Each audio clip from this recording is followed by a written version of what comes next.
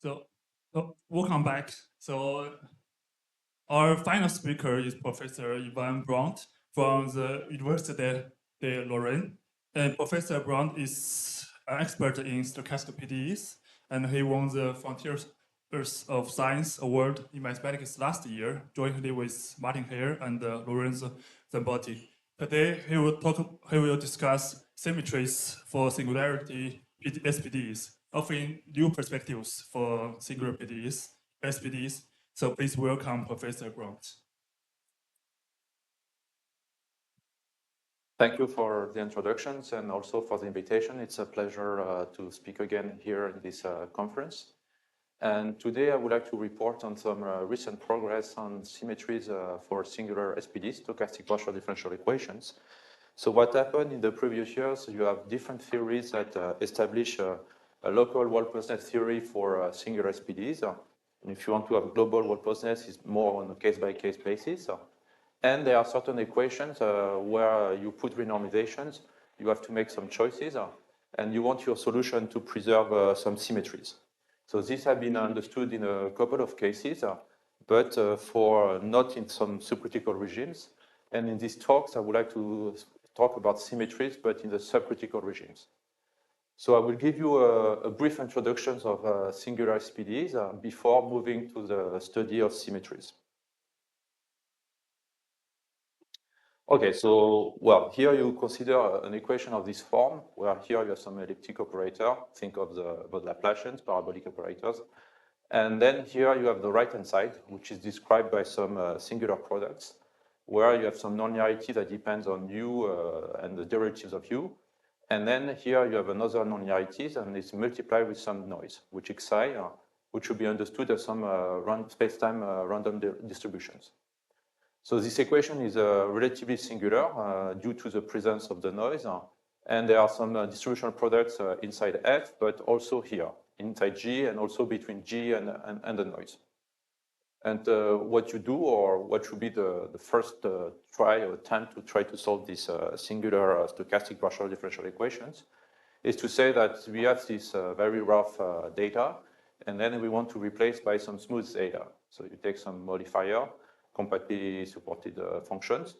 You do space-time convolutions with your modifier that depend on some parameter epsilon, and you get a smooth noise. And now you want to consider the solution of the smooth equations, where you have replaced your rough data by some smooth data, smooth noise.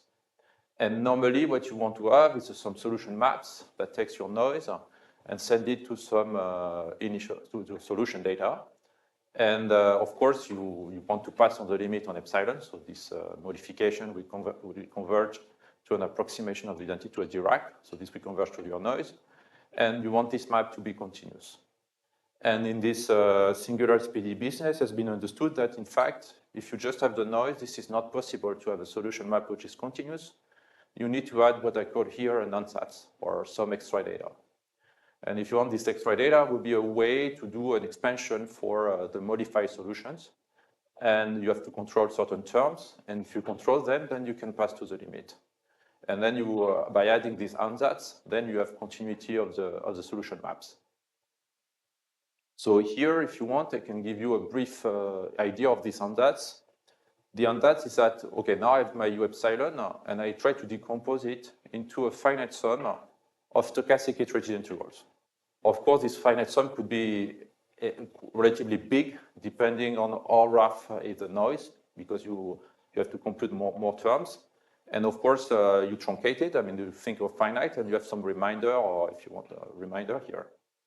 And for performing this type of ansatz, if you want finite sum of stochastic iterated integral plus reminder, there were many approaches. And this depends on the analytical tools you want to use. So because here it's not just stochastic iterated integrals, but you need to perform certain operations on these stochastic iterated integrals. So if you want the first one, which was proposed by Martin Herrer, was the theory of relative structures. This is what I will present next in my talk. This is based on the local expansions. So the idea is that you have stochastic iterated integrals, and you will try to see them as some monomials. You will recenter a run point. So then this expansion will be some kind of new Taylor type expansions. Then almost at the same time, another strategy has been introduced, which is called power control calculus. Here it's more based on harmonic analysis.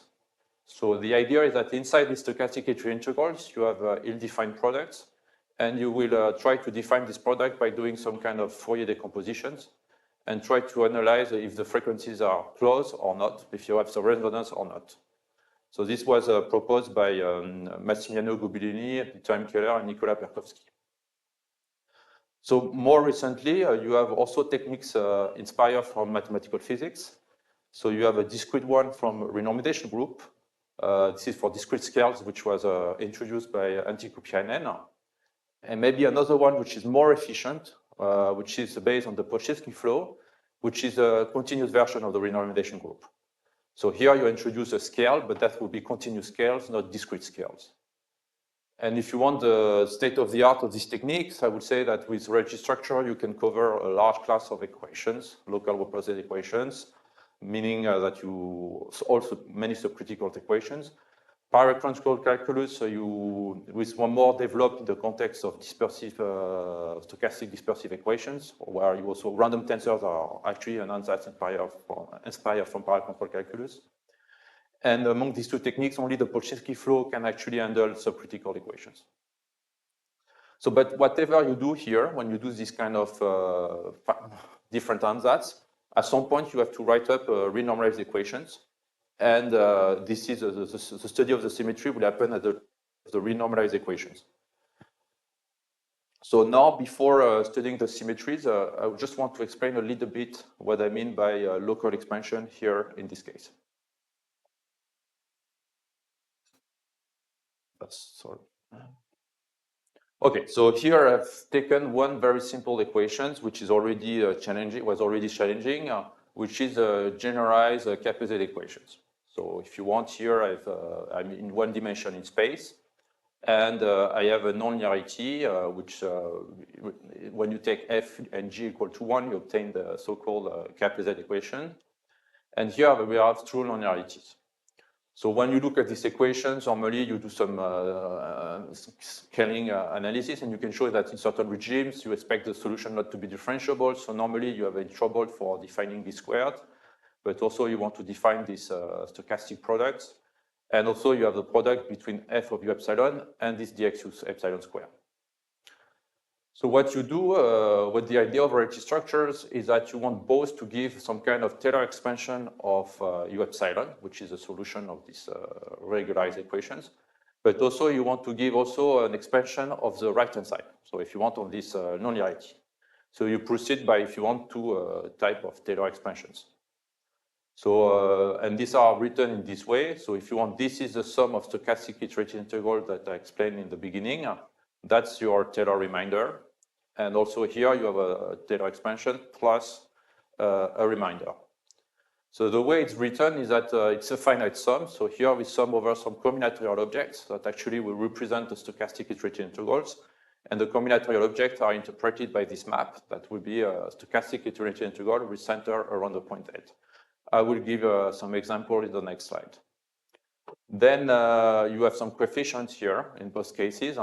And these coefficients, if you want, there will be some kind of Taylor expansions. So these are just evaluated at the point Z, and this will be your derivative that you have in the classical Taylor expansions, but this will be derivative associated to stochastic iterative integrals. And of course, in the remainders, you expect the remainder to have better behave than the stochastic iterative integral in a way that in the Taylor expansions, you do an expansion with monomials, and you expect the remainder to have a better decrease than any of the monomial in your expansions. And normally, what the theory tells you that once you have done these expansions, you just need to construct these terms, these stochastic iterative integrals. And with these terms are constructed from this local description of your solution, you are able to provide a global object. So in fact, from this local description, you could give a global object and actually put up a fixed point for these equations. So now I just want to describe these terms, and actually this will be needed when we will study the symmetries to understand a bit the nature of the stochastic iterative integral which are here in the equations. Okay, so these are given by two examples. So if you want T hat, these are terms that appear for describing the solutions. And T, it's where terms that describe the right-hand side. So basically the distributional product that appear at the level of your equations. So before doing the recentering, I will just write the map without that here. So there is no recentering here. So for instance, if you look at this tree of this combinatorial object, this corresponds to your noise, and then you do a space-time convolution with G, which will be your heat kernel.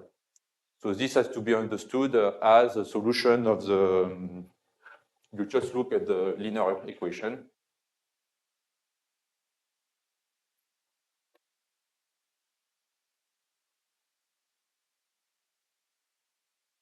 And then you could say that V epsilon is just, if you take initial data, stationary solutions, it's just zero initial data. It's just the heat kernel space-time convolution with your noise. Okay, so that's one of the first terms that you expect in these expansions. And then what happens is that if you look at that term and you try to plug it in this quadratic term that appears, so which is dx u epsilon square, and if you think of first expansions like u epsilon equal to v epsilon plus something, normally you expect that you plug this term inside. You plug this term inside here. So that's why here you get a partial derivative in x on g at space-time convolution with my noise. And at the level of the trees, it's just you take this branch, you take a product, so you get a pointwise product. And then you need to put a brown edge because this is different coding. This blue edge was for this space-time convolution with a kernel, and the brown edge is with a convolution with a derivative in space of my kernel. Okay, and the white dot that I put here, they correspond to my noise. So here I have two white dots correspond that I have two noises, and I have two kernels, so this corresponds to two edges. Okay, so these were the objects that if you do some kind of naive expansions, but of course you want them to be monomials, so you need to do recentering. So I do the recentering for the first term, which is, you expect that term to be actually a function. So this one is just to subtract the value of the process at the point Z. And this function actually is it's an older function, 1/2, a bit below 1/2. So when you subtract the quantity, this quantity at the point Z, you obtain something which is small. And for this one, well, I mean, when you will try to remove the modification, this is supposed to be a distribution. So you don't expect any recentering. So that's why you just take the value of the recentered here just to be equal to the monomial without recentering. But of course, here these terms are obtained for like fixed epsilon. And when you pass to the limit, I mean, this one will make sense, but this one would not make sense because you have substitute in this ill-defined products. So then I have to do something. I mean, I couldn't define it analytically. So what happens if you want to define this term stochastically? You need to subtract some kind of expectations of the expectation of the process. And then this term will be well defined. And in the limit, it will define a certain type of renormalization that will be actually the reproduct between these two variables. So the remark here is that if you want, you have two recentering. One, it is for making this stochastic iterative integral local. And the other one is actually for constructing them, for renormalizing. So in fact, the one that you will see at the level of the equation, it's not this one, because this one is just an artifact for making my expansion, if you want, or doing my fixed point. But this one actually will appear at the level of the equations, because this is the one that you use for really defining the distributional products. So that's the one you will see in the equations. So then you have to think that what you will see in the equations, if you do naive renormalization, will be some expectation of this stochastic iterative integral.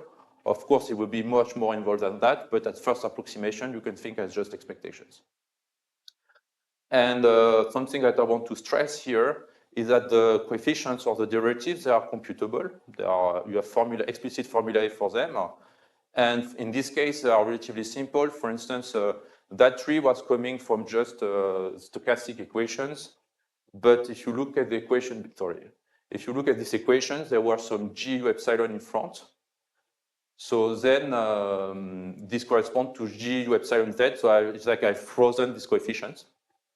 And for the coefficient for this decorated trees, where these products here, It's just you have this one that appear twice. So you have a square, this coming from the two noses.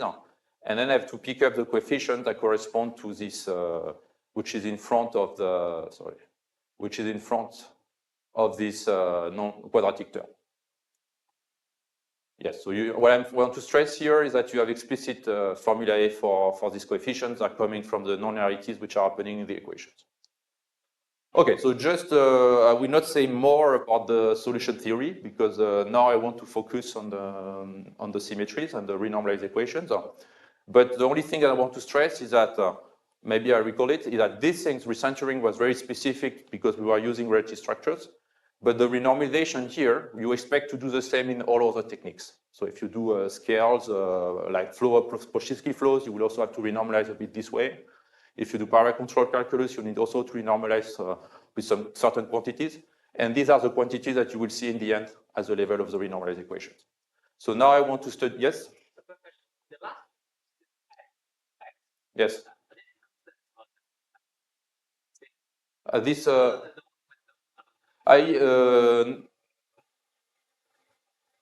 what? For this one, you don't need renormalizations.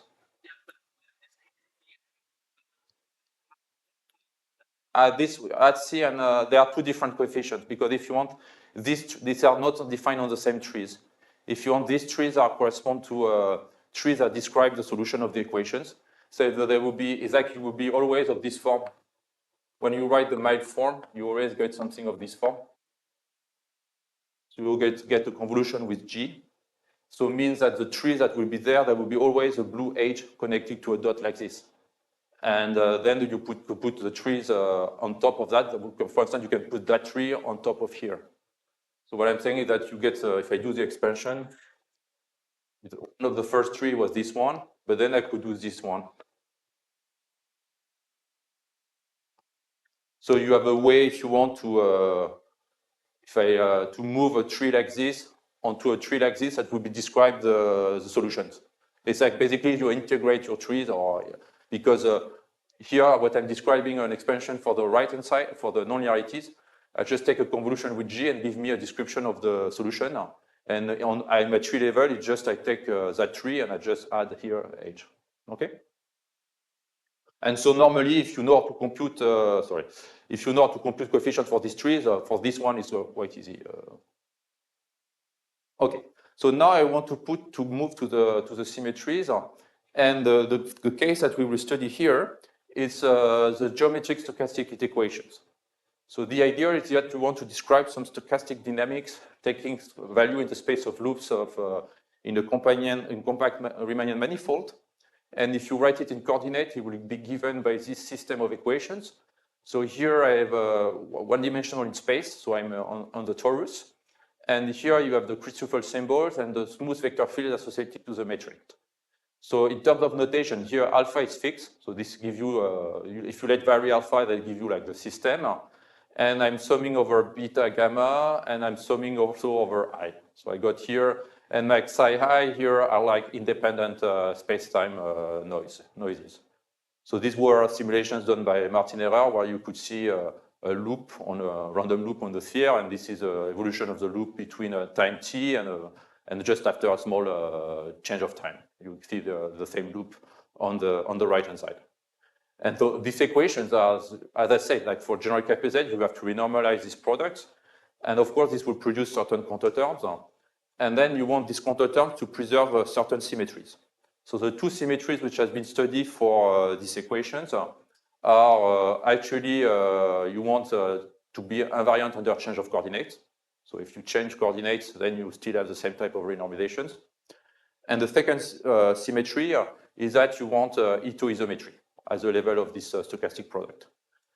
So it turns out that if you look at just a finite dimensional case, meaning that just stochastic differential equations, you have to choose between Ito product and Stratanovich product, so between chain rule and itoisometry. And here, because you are in an infinite dimensional case, you have more degree of freedom to set up at the same time itoisometry and the chain rule. So in this talk, I would like to focus on these symmetries, and especially on the chain rule, which is the one where you want to preserve, have some invariance under change of coordinates. Okay, So if you want, you have the first results, which we established with AJ Chandra, Ilya Chivirev, and Martin Herrer. And the idea is quite simple, is that for any subcritical SPDEs, you apply a general results.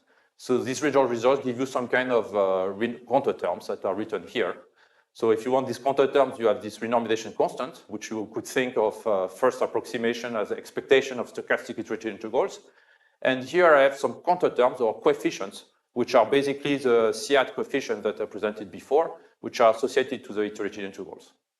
And these coefficients, of course, will depend on gamma, the Christoffel symbols, and on the smooth vector fields. So this is just you apply the general theorem, and this gives you this counterterm for your equations. So then you could renormalize these equations for any subcritical or Gaussian or non-Gaussian noise, depending in which way you want to describe your noise. And you have some interesting range of parameters where you consider a noise that would be in time, space, or the space between -2 and -3.5, where -3.5 is a case for space-time white noise, which is an interesting case. And then you have a range of parameters that you can go down to -2. And -2 is a critical value. So at alpha equal -2, we don't know how to solve these equations. And what happened is that the chain rule symmetry for these equations and also the Ito isometry were studied only for this point. So for space-time white noise. And we didn't know what was happening for the full range of parameters. And in this specific case, you are able to select only one solution, putting in place these two symmetries. Because here you have some degree of freedoms. I mean, this space, combinatorial space, could be quite large. For instance, for geometric KPZ, its dimension is 54. So then you have to look in this finite dimensional space of dimension 54. What are the subspaces that are preserved chain rule and Ito isometry? And it turns out that in that case, if you combine the two, you can get one parameter of solution. You can reduce to one solution. So this allows you to select what is the most relevant physical solution to your equations. But if you go below these parameters, nothing was known because most of the techniques of this paper for studying these two symmetries were done by hand. Because it's 54 dimensions, so then, okay, you could compute things. You suffer, I mean, it's a bit ugly, but you could do it. And then, but the problem is that as soon as you move to the critical parameter, -2, then it's not dimension 54. The dimension could be finite, but arbitrarily large. And so any techniques by hand will completely fail. So there are parts of the arguments that are general, but other parts, for instance, to try to determine what could be the dimension of this space, and also some nice generating set for these two spaces. This is untractable by hand. So then in this talk, I would like to focus on the results that I obtained for the chain rule recently. Before, I would like to explain a bit what are the spaces, because here I introduce you a space of combinatorial terms and also some coefficients. So I want to describe both these three terms. So first, what we will consider, these are trees which will be generated by some rules that are coming from the nonlinearities. So if you look back to the nonlinearities, I have something which is a noise times a sigma here, and here I have a quadratic term times my gamma. So if I look here I could put as much branches that are coming from the linearization of sigma u, and this is my noise, so this is coming from the stochastic product.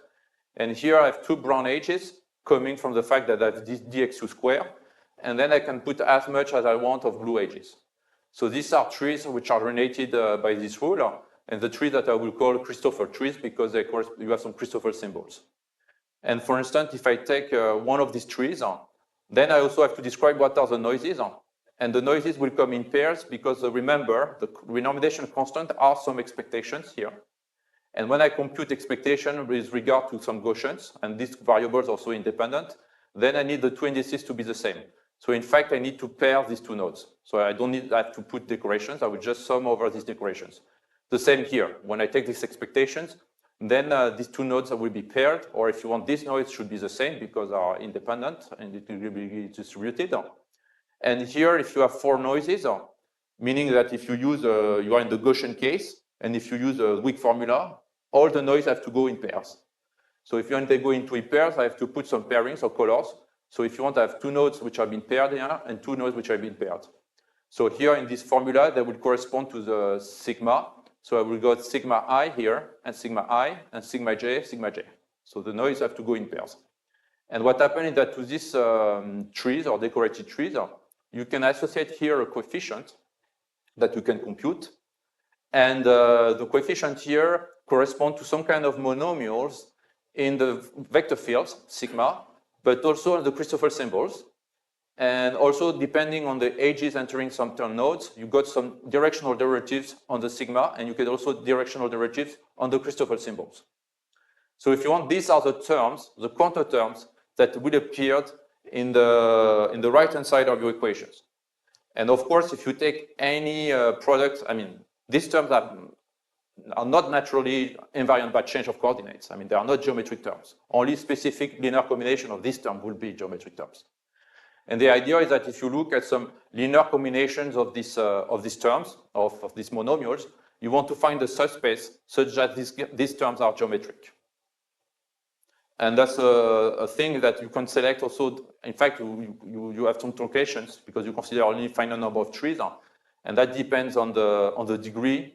So the degree means that some of these trees are associated to some stochastic Euclidean integrals. As soon as this stochastic Euclidean integral becomes singular, meaning that they actually will be distributions. So this is why I mean by negative degree. So you have some power counting to detect or to select what are the trees that you have in the end in this space sigma xi. But of course, this space could be arbitrarily big if you put yourself close to the critical value.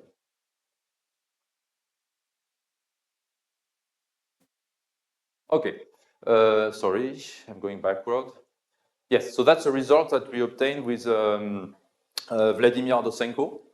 And the idea is that you could also renormalize here, but here, if you want, I've changed the index set. Now it's no longer given by this very high-dimensional space with Christoffel trees. Now this space, of course, the size of this space will depend on the psi, or if you want, the regularity of the noises. And these coefficients now will be computed in terms of the sigma and some covariant derivatives. So meaning by derivatives, they are given by the directional derivatives that you will consider here in Einstein notations. And then you have to correct them with some the Christoffel symbols, where you have the two vector fields in beta, gamma.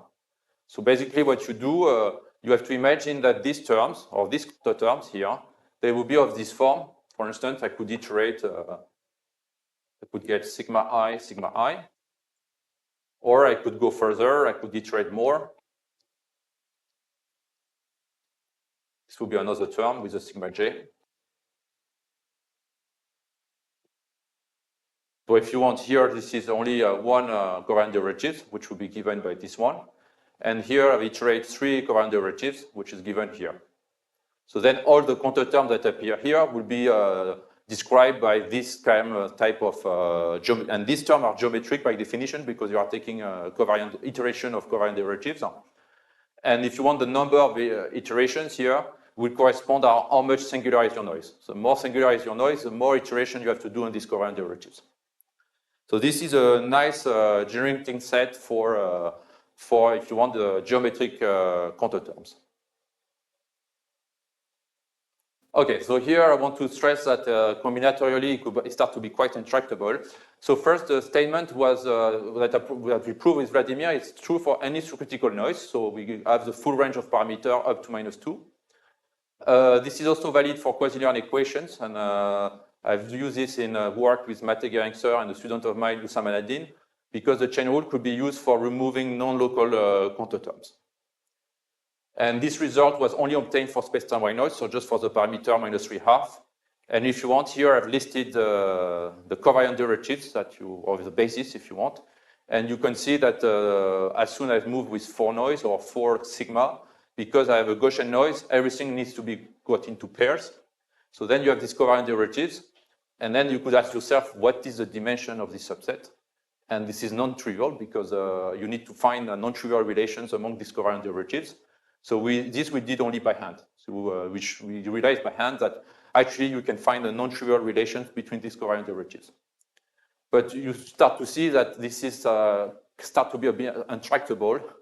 So you could do it for space-time white noise, but I assume if you put some close to the subcritical, I mean, in the subcritical regimes, you can get arbitrarily long expressions with a lot of iterations of these covariant derivatives. And then if you want to track down the relations among these covariant derivatives, you need to have a systematic method. It's not by hand that you can claim that you can obtain that. So this was the real obstructions. That's what I say, that if I explain, you have some combinatorial, these are combinatorial covariant derivatives, and you can interpret them as real covariant derivatives in this way. So what I'm saying that there were really an obstruction here, that if you just do your linear algebra or you do your computation, you don't go very far. So you really need new ideas and new techniques for actually solving this problem. So this was done in two results. I proposed two results. Is that in this Vladimir, it's not that we were only able to show that you can that the geometric elements or the elements that satisfy the chain rule are generated by these covariant derivatives. We were also able to compute the dimensions. We compute the dimension, if you want, of these covariant derivatives. So I cannot give you an explicit expressions, but it is computable. You just use symmetric functions and you can compute it. In another work with Carlo Bellingeri, a postdoc of mine, we look at the specific case where you are having only one equations and only one noise. Then, in fact, this dimension, you can compute it, and this is the dimension of the free Novikov algebra. So this is a very specific dimension that you can compute. So this is also a nice remark. So this result will be only for one equation, not a system. Okay. So then I would like now, in the remaining time of my talk, to explain actually how you prove this, especially these results, which was really difficult for us with just techniques by hand. So first, so the results that I obtained with Vladimir Dosenko, you really need to push your knowledge and to start to work with some very abstract algebras. So the idea, okay, here I presented some decorated trees, which were these trees. And then we work at the operad theory level. So I will explain briefly what is an operad. And then we use homologic algebra tools for computing these dimensions and checking that this is actually a generating site for the geometric elements. So this was what missing to us, I mean, in this paper on the space-time white noise, is that none of us were knowing tools from that we didn't know that homological algebra could be a tool that we could use for answering these questions. So these were tools that actually my co-authors, Vladimir Dosenko, was mastering. And then if you look at the other statement that I say, when I just have one equation, here you can replace decorated trees by another set, which is simpler, which has been developed by Felix Soto and co-authors, which are multi-indices. And in that case, you can avoid the homological algebra, although you can get an homological argument to get the result, but you can do it by hand. So there are some miracles that makes that you can do a proof by hand for the full subcritical regimes. And this is just linear algebra. Okay, maybe smart linear algebra, but you don't need to do some homological tools. And also when you do this proof, you realize that if you move to the trees, you actually need something a bit smart because the proof completely fails. So that's so if you want to see an elementary proof, you can do just one dimension. So this was also a surprise for me to see that it is quite elementary, but it's also a very nice proof. But what I want to focus now is more on this part, which is the one where you need advanced algebraic tools for solving your questions. Okay, so first I need to be specific of what I mean by geometric element, and I have to do some kind of reductions that transform a geometric problem into a pure combinatorial problem. So what was the idea? The idea is that when you act with your diffeomorphism on your Christoffel symbols and on your vector fields, you have normally formulae. So for instance, this formulae is the one you obtain by change of variable, just applying here some Jacobian. When it is a gamma, it's a Christoffel symbol, it's a bit more complicated because you have more indices at the bottom and on the top, so you get this formula. And then what you want is to find some geometric space of elements, which will consist of elements such that if I act with my diffeomorphism on these coefficients, this will be the same as having this coefficient where I've just act with my diffeomorphism on the Christoffel symbols and on the vector fields. So this is what I mean by being invariant under change of coordinates. So that's a nice conditions, I mean, nice definitions. But okay, working with this is not so tractable.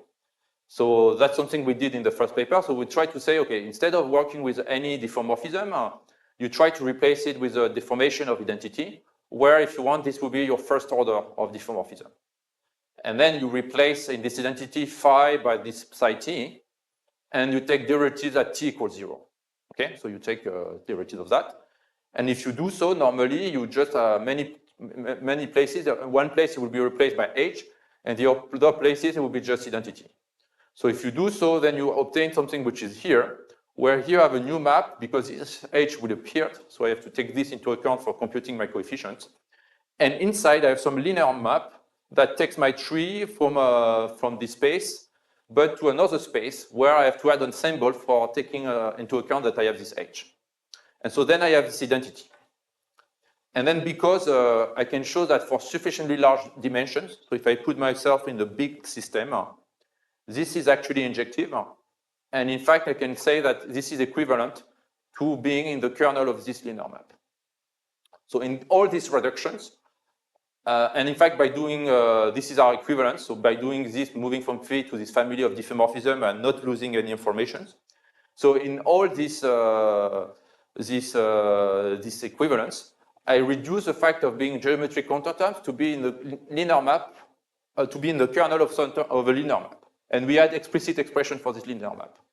So that's why I'm saying, okay, you have a linear map from 54 finite dimensional space into another finite dimensional space, maybe a bit bigger because you have this h.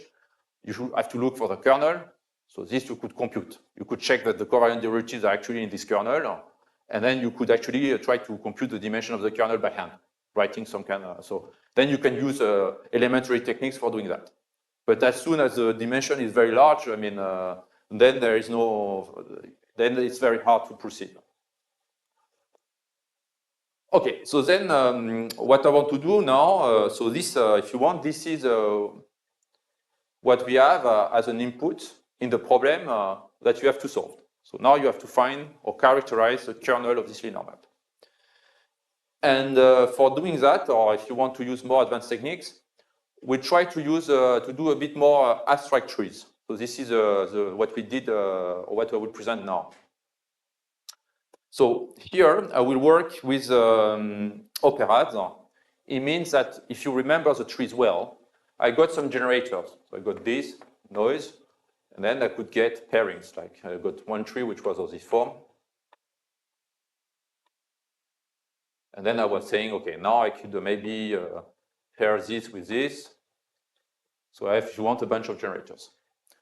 So if you want keeping track of that in the proof, this is not, maybe you want to do this at the very end.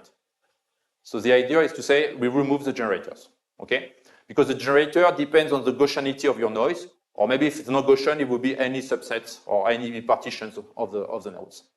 So what we do, we remove the generators, and now we work with trees where I have labels. So here I have labels 1, 2, 1, 2, and 1, 2. And if you want, these are placeholder where I can insert all the trees, or if you want, I can insert my generators. And now I will see my map, or if you want, I will study the kernel of my linear map, but my linear map will act on trees with label. So I forgot about the generators. The generators will be put just at the very end of the proof. And then there is a nice observation, is that the trees that we're considering, that these trees where you have removed all the generators, they could be generated by binary operations. So here I've listed 3 binary operations, where here I have partial composition. For instance, if I take 3 of that form, I can compose at the placeholder 1. So this means that I put the tree here, and then this edge will be grafted on all potential nodes of that tree. So be grafted here, or grafted at the root. So here I define a composition inside 1. And if I do a partial composition inside 2, mean that the tree here will be put on the top. So you get these expressions. So given a tree of that form, I get partial composition for all the labels, and with this allows me to construct bigger trees. And what turns out is that this combinatorial, if you want these trees, they could be generated by these 3 binary operations, and then you use partial composition to generate these trees. So now if you want to define your map, phi-geo, you don't need to define phi-geo on all the trees. You just need to define it on the binary operations. So that's a reduction to say, now I'm just interested to look at the image of these 3 binary operations. And there is something remarkable is that these binary operations, the first 2, they generate what you call the pretty operad. So that's a remarkable object. And the other one is what you call the commutative magmatic operad. So commutative magmatic, because the Christoffel symbols, you can switch the indices, the bottom one. So that's why you would say that it's commutative. So you have a product which is commutative, but you have no associativity. I mean, if you do 2 products with Christoffel symbols, there is no associativity, but you have commutativity. Okay, so here I put some wedge because it's called a coproduct. Okay, that's a fancy way to describe this object, but just to have to say that here, these 2 generators that generate pretty, this one generates this part, and when you do your wedge product, you can mix up the generators and generate trees with both binary operations. Okay, so now we are just restricting the problem to consider a map on these binary operations. That would be a morphism for this partial composition product. Okay, and then you have an operations which is was known not to me but to my co-author Vladimir Dosenko, and it's quite classical, is what he called operatic twisting. So what happened is that you have these trees which are generated by binary operations, and then you add a Maurer-Cartan element. So which is an extra element, which is this alpha. So basically what you add is an extra generator. And then here you can put a differential, but this is differential for this twisting procedure. And this gives you some complex where you have your differentials acting on the different spaces. So this is a procedure to twist, if you want, your operad. And if I look at my map Figeo that I defined previously, could be seen as a map from the Christoffel trees to the one where I add this Maurer-Cartan element. So then, as I said, I need to define it on the binary operations. So then you define it on these 1, 2 binary operations, which is just alpha, and then you plug 1 and 2 on top of the alpha. And this actually agrees with the differential of the twisting procedure. And then you have an extra binary operation that you want to define. This is the same. If you put 2, 1, it will be the same. And if you have these binary operations, then if you do the computation, it's actually just -2, and then you have 1, 2 grafting onto alpha. But then this differential operator, it's actually 0 on these terms. So it's not exactly a twisting, operatic twisting, but it is a deformation of the operatic twisting. So you could see Figeo as agreeing you have to add a deformation here.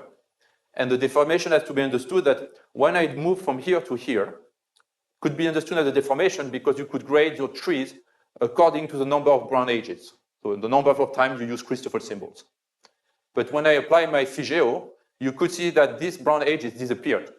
So this map send a tree with a certain number of Bruned edges to a trees with less Bruned edges.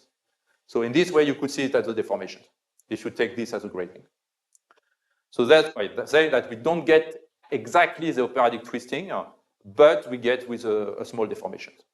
And this is important because what you want to do is that you want to compute the homology of this complex with this differential.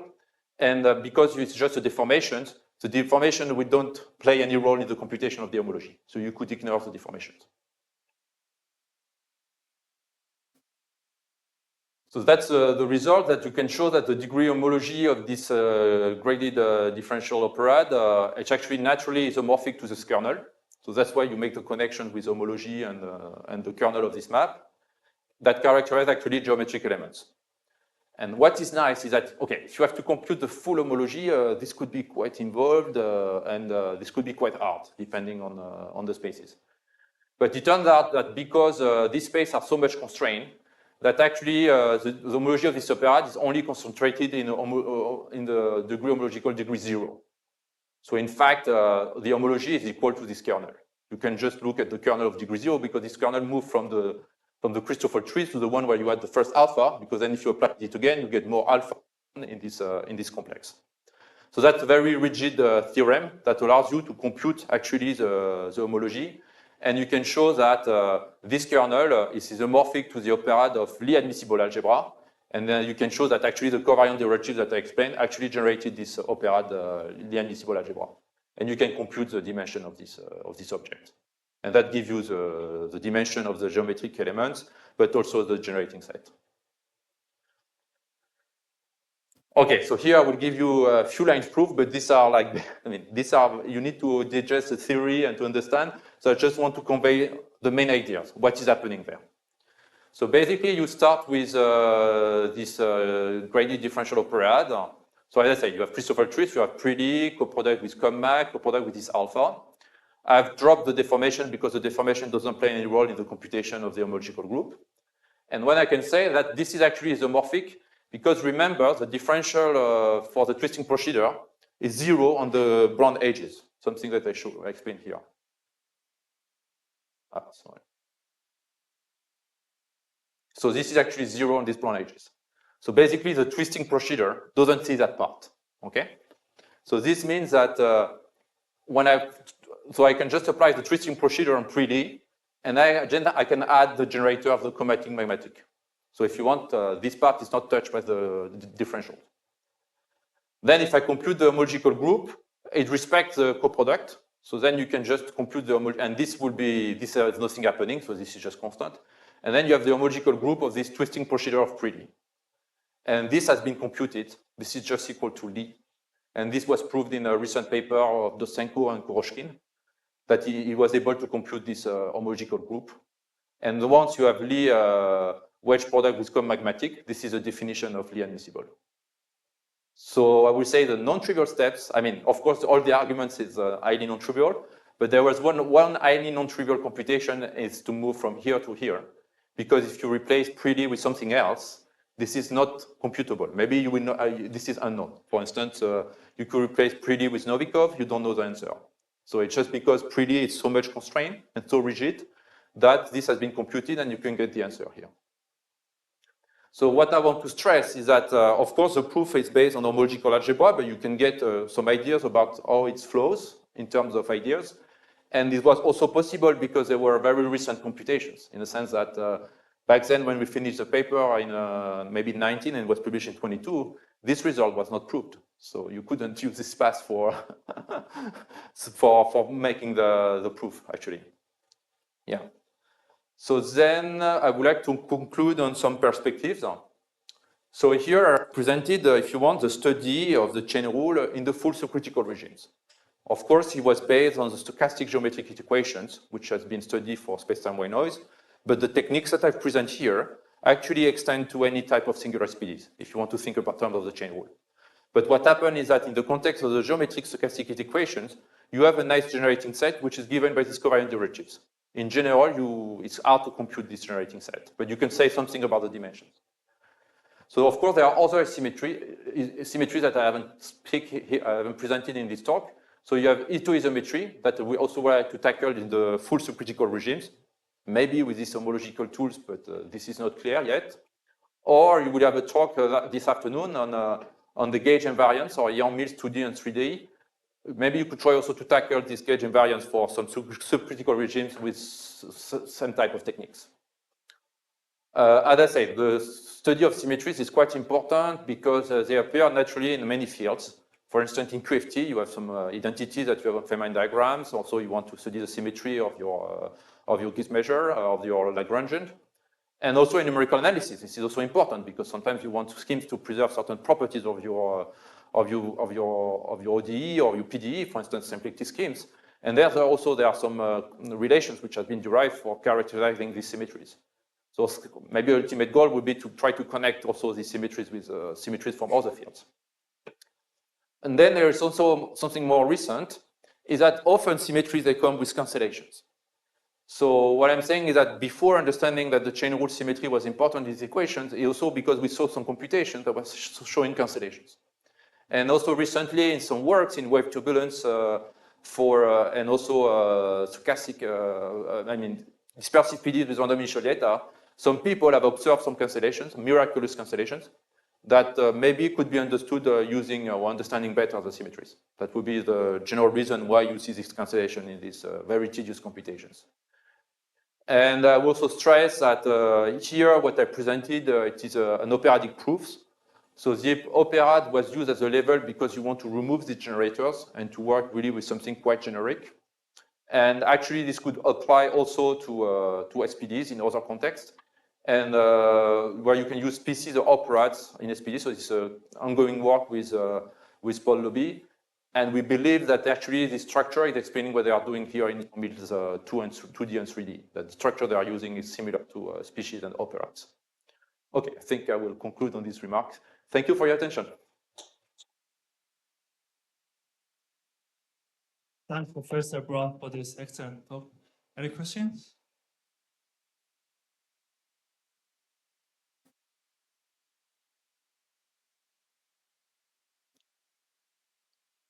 Yeah, thanks. So you mentioned at some point that there were certain aspects of the counting that were, let's say, inspired by like the Wick lemma and other parts that Yes. where it does not. Yeah. So can you say something Yes, about that again? So it is more like in the nature of the generators. So for instance, if I go back. So here I use these generators which are coming in pairs. It's because at some point I compute, if you want, these renormalization constants, they correspond to some expectations, where here I may have like a big integrals and I finish with some noises of this form.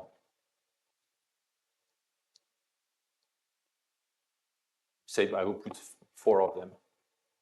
Okay, and then this is your integrals. Okay, so you have 4 noises. And this, if they are Gaussian noise, then you use the Wick formula for explaining that into expectation of pairs. So you have a big sum, and you have expectation of pairs. Just put one pair, one partitions, K and M. And so this will fix the 2 indices of these 2 noise to be the same. And because you don't want to, you want to be optimal in the way you count the counter terms, then you just say, okay, now I will take a sum over I, and I just say that these two noise should be the same. So this implies, for instance, that these generators, they come in pairs due to the Gaussianity. But if you work with non-Gaussian random variable, there is no reason to form pairs. You can form also like partitions, general partitions. And I would say that even in that case, we didn't do the computations. Because even if you start to write up 4 covariant derivatives with partitions and not pairs, like partition of pairs, but general partitions, this is already a nightmare. So I would say it's just not only you are able to do it the full structure regimes, but you also to do maybe non-Gaussian noise where you are not using pairs. In principle, but as you're saying, it's and that's why using an operatic formulation it is powerful, because then you solve the problem without paying attention at the beginning if it is pairs or general partitions. Just at the very end, when you want to compute the dimension, then you take into account that you have pairs or general partitions. So most of the argument could be done without taking into account that. Is it related also to this cancellation that happens in some applications that you were mentioning at the end? I mean, reduction to pairs, or you know what I mean?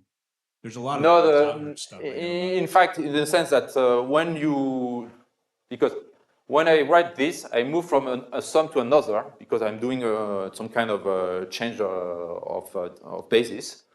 And of course, when I do this change of basis, there are some cancellations that are happening because we have a general argument to say there are cancellations. And this cancellation corresponds to some identities that you can find at the level of the trees.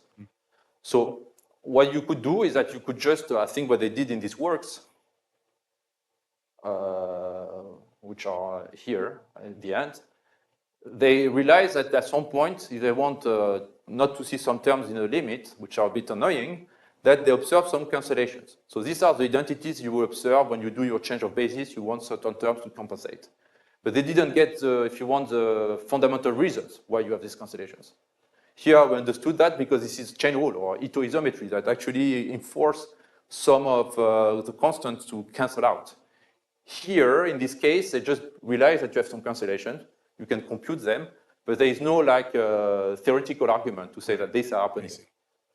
So this is the idea that, well, you are doing a very long expansion, combinatorial expansions, and for when you start doing that, you don't care about the symmetries, or you do it a bit brutally. And at some point, you realize that, oh, there's some part of these sums which are maybe not so nice, And then you start looking for opposite sign or cancellations. And then you realize, oh, hopefully everything works. But in fact, because there were some hidden symmetries in your problem, that actually, if you maybe take into account immediately, or if you know it, you will not be surprised by these cancellations. But that's hard, I would say. This is hard to connect cancellations to symmetries. Right. At least for us, it also took some time in the context of singular SPDs. So that's why I'm not claiming that it would be immediate also to fully understand their cancellations. But this could be a way to tackle that, to think in terms of symmetries. Okay, thank you. Yeah. Aspect of it's not a wrong understanding. I'm curious, you mentioned that's connected with the word identity. Yes. Just curious whether this word identity pair to functions is related to this DT0 you mentioned before. You have these extra terms. I think it's one is DTW, another is what T. What do you mean? What I mean by word identity? Well, by word identities here, in our case, would be you get some relations among these renormalization constants that they need to cancel out. So I can write simple ones. For instance, you get, I think you get this one that should be, so this one should be equal to that one. So you have some relations among these renormalization constants. Yeah, it's kind of like similar to this the DT. Can I go? Yes. Just a little bit. Yes, yeah, the D0, D nuts. Is this one? Yes. For instance, when I define I characterize the symmetry with this kernel. Yes, in fact, the relations are in this kernel. Yeah. So when you write, you look at elements of the kernel, Yes, they will give you this relation. Okay. Because if you do a linear combination of these two, you're actually forming a covariant derivatives. So this is in the kernel, so this is 0. So the kernel actually gives you the word identities. Yeah.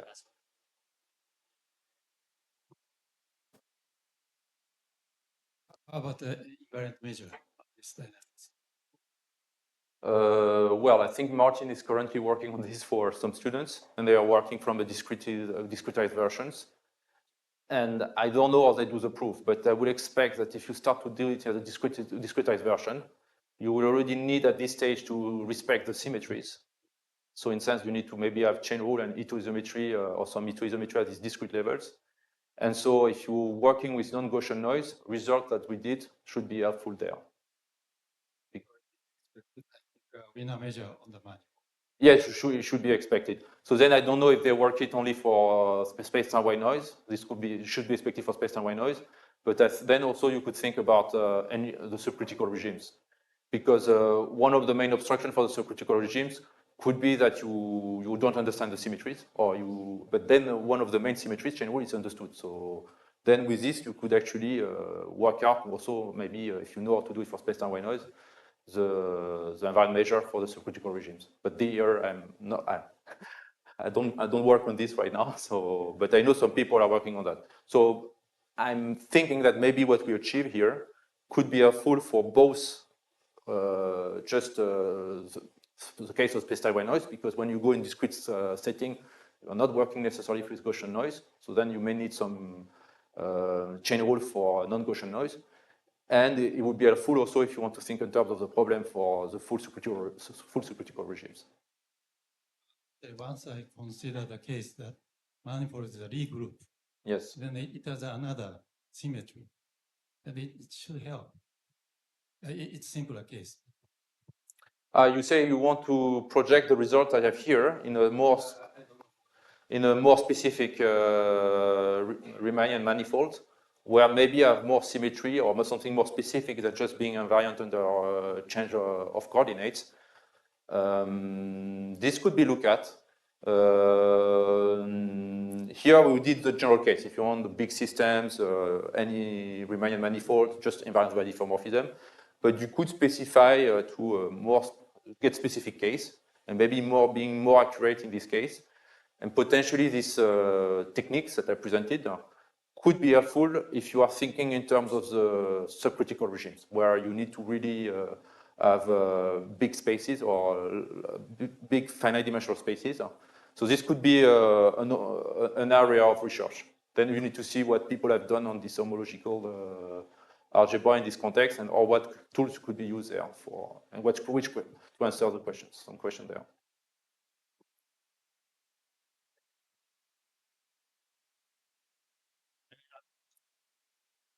Just a simple question. Yes. Why do we want to know that the generic inset or the dimension of the symmetry? Why we care about this? Yeah. First, in all this business, when we think about singular SPDs, we don't define only one solution. We define a family of solutions, which are parameterized by the choice or renormalization, the choice you make on these renormalization constants. So in certain cases, and then you want to reduce maybe to one solution. So in certain cases, the symmetries will be enough to go down to one solution. In other cases, for instance, for these subcritical regimes, I don't know if you will be able in the end to reduce to one solution. But by studying this subspace, you are able to say, now I know exactly which is my family of solutions that I have to consider and to restrain myself, which are the relevant solutions, the solutions that will satisfy the chain rule. So then I have an explicit description of the counterterms, which are these geometric counterterms. And then I know that I need to consider this type of solution. And this is also helpful for studying properties of these solutions.